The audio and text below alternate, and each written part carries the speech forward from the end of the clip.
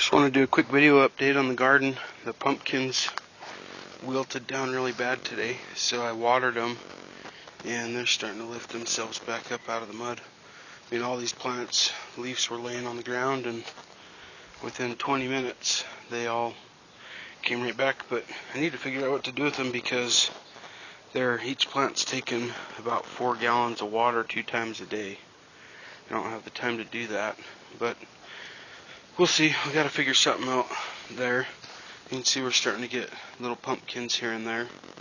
Now that we're about 3 in the afternoon, we start shading out. The beans are doing really well. They are just now starting to get these little tendrils, so it's time to hang the support and get a string going down for those guys. And over here the peppers are doing okay. They're not really blooming, but they've got a really stemmy, woody stalk, so that'll be helpful. And the strawberries that were in the hydroponics that got transplanted into here, they went from having bright yellow leaves to green, so I think they're pretty happy. They're even starting to put some berries on. And these tomatoes here, I'm not doing anything with besides caging, just to see the difference of trying to grow them in a cage or a vine. And these tomatoes are the same age as the other ones. These were actually transplanted into the dirt an extra week late, and you can see all the extra foliage, so it's a lot of work on the plants to get trimmed down. I think it shocks them actually a little bit. Maybe once they get to a certain size it doesn't bother them, but these plants look like they have a lot more foliage than the other ones, but they don't have any tomatoes yet, and the other ones are getting some good sized tomatoes. So there's some differences there, I guess.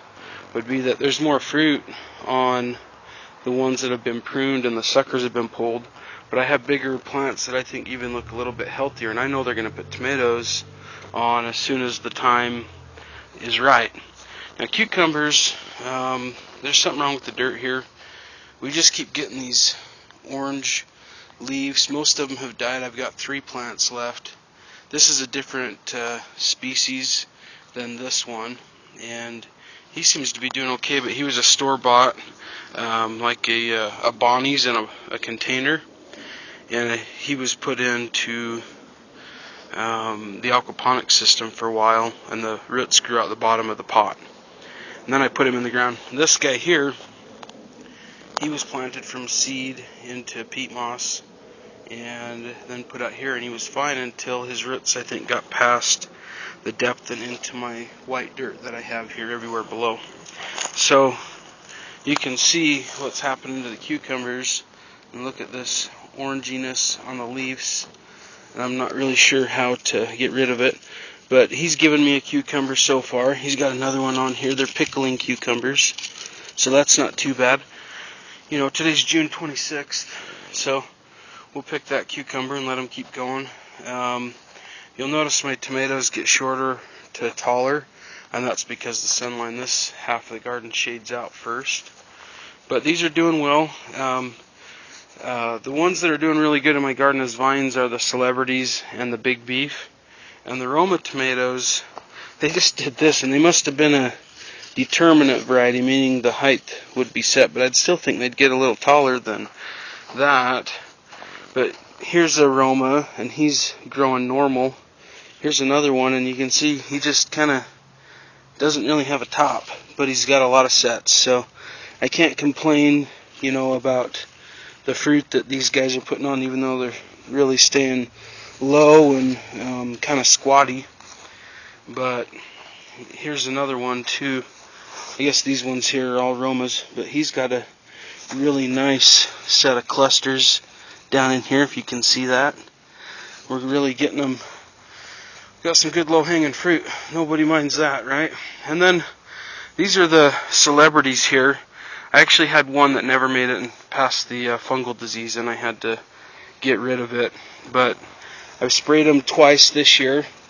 They've got tomatoes that are just starting to yellow, so another week maybe we'll get to pick a red tomato if I get to it before the birds.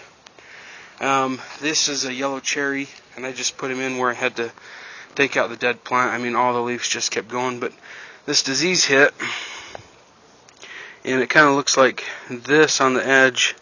and then it went all the way through the leaves. And so I cut every single branch off these and let them grow. And this guy, he still has it, because you'll notice this is new foliage coming up, and there's still a little bit of stuff on them. So we come out and I wrap them every day and I check it. But by having the fungicide, we don't get the leaf swept when we water. I only just run the hose along the bottom edge, hang the hose about 3 feet off my hand, and run it down and soak this dirt in. But they're doing pretty good. That disease did run through the crop a little bit. A couple of these big beefs got it, and you can see they've got the prime spot in the sun and the dirt and the water, and they didn't perform so well as these guys didn't either. I mean, you can see how short they've become. Look, this is one of the worst infected ones, but after cutting everything off and letting him kind of come back, he's got some tomatoes on him and they're doing all right. This was one that never really got that super infection, and he's done really well. Anyways, the rest of these are big beef, or beefsteak, I guess. I keep calling them big beef, but I mean, this one's massive. It's probably got a broom handle size stem on it, but I guess you'd have to if you're going to start supporting all these large fruit. But the beefsteak, they're really putting on clusters. I was under debate to, well, do I let them put that many tomatoes on a cluster? I see a lot of people picking flowers off and saying don't let them do that, but maybe they won't get as huge, but they'll still get really big, and we'll have some nice tomatoes off of them, because I'm pretty happy with clusters like that if they start to turn red. And if they get too big, maybe we'll pick them and we'll red them up off of the plant, because I do think they could get too big. But you know, we're really happy with these plants. I mean, they've got a massive stem, and I do fight the suckers. Like this sucker's probably only 4 days old that shut out of them. And for some reason, the plants argue with me quite a bit about growing vine style. So it's a lot of work to keep them maintained. But I do feel that the ones that I've maintained have more fruit on them. You know, so I guess more work equals more food or something like that. Must be something God's trying to teach us. Anyhow, these here were all wild. I had peas and carrots, and I went over to, was going to put hot weather plants in here and try some more cucumbers, because they were all dying from all my efforts. And the good Lord blessed me with a whole patch of cucumbers. Isn't that funny how the ones that were dying, and then all these just grew wild. Literally, we'd been buying store-bought stuff and putting our scraps in the worm bin, and that got put in here to help amend the soil. And every one of these cucumbers, these tomatoes, were here as I started picking peas out. And I thought, well, we're going to let them grow, and we're doing really well. I don't know about growing them up a stick, but I thought, well, that's what I have, so that's what I'm going to use. And they don't seem to be, you know, too stressed about that. They seem to be, you know, pretty happy little wild cucumbers. And the thing about it that amazed me with these was that we have a frost here. It freezes, and these plants knew when to hatch and when to, you know, basically they knew the right time to come up out of the ground on their own. That's really impressive, because a lot of plants just don't do that. So I don't know how that worked out, but I'll call that one a blessing. Anyhow, this is my watermelon patch. It's doing really well. I like the watermelons more than the pumpkins. They seem to take about the same watering amount as the tomatoes, or, you know, as the carrots. And they're growing fine. We've got nice vines. I may try and grow one of these up the fence just to see what happens if we can actually support the melons. If that's the case, then why not grow them vertically, and you can get a lot more space, kind of like we've done over here. And then I've got peppers. This guy's giving me one bell pepper, and these two here just kind of hanging tight. This is a tomato that's just going kind of wild, and we'll probably tie him up to the fence or something just to give him a better shot. But nice bushy plant. So some of the things in the garden, I got tomatoes we're not going to do anything to besides cage. I've got some tomatoes that maybe we'll tie one string on here and there just to help support. And then I'm going to let some of these others just crawl and see what the differences are. Now the squash, this is spaghetti squash, and there's 4 plants in here. And basically all this on one fence is one plant, and that little tiny row just onto those buckets is one here. For some reason that one didn't do as good. And then the other one is one plant growing all the way up that cage, and there's one other one, and he's maybe only a third of what you see over on the cage side. And I had never grown him up a cage, and I think even that is still not enough room for just one plant. So maybe next year we'll try the A-frame with the metal and let them kind of grow up, and the fruit will hang down in the middle and go pick it. So, learning some good lessons here. First successful year of gardening on this particular plot. I mean, all this dirt was hauled in here, and we've been working on it for 2 or 3 years to get all this dirt working in these beds.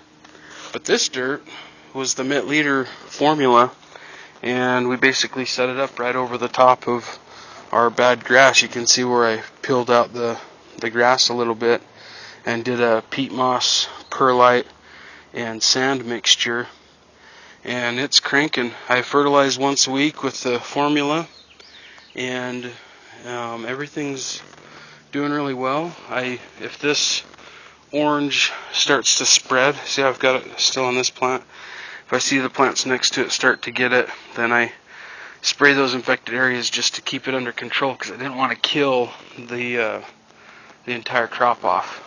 Anyways, I still sprayed way under the recommendation of what they said we can put on in a year. We're not even close to that, so hopefully by the time harvest comes I can pick the tomatoes, pull the plants, and we'll see if we have that disease still again next year. But there's my garden update. Everything's going really well in the garden, really happy with it, and we're going to get that aquaponics system moved down here. It doesn't have much growing in it right now. In fact, I should probably go take a quick look at that too, because I cut a couple of suckers and buried them in the rocks 3 or 4 days ago, and I wanted to see if the aquaponics system could root a sucker on its own. I know the temps in this greenhouse get up to about 100 degrees even though it's in the shade, and it gets very humid in here. I'm not running a fan, and here's the sucker. So I've got, it's alive. I'm going to call that a success. This guy is very alive and rooting. It's actually more than 100 in here today. We are 108 degrees in here today, not blowing the fan, and we're growing stuff in a low light situation in here. But what we have going on, let me cancel that for 1 sec here. What we have going on in here though is the fact that the carbon dioxide from the fish and all this water is creating a ton of humidity and a carbon dioxide rich atmosphere. The plants still get some light, but this is all the light they're getting, you know, at 2 in the afternoon, and you can see it's kind of shady. This greenhouse is in the shade, but the carbon dioxide is allowing the plants to vegetatively still grow and produce fruit.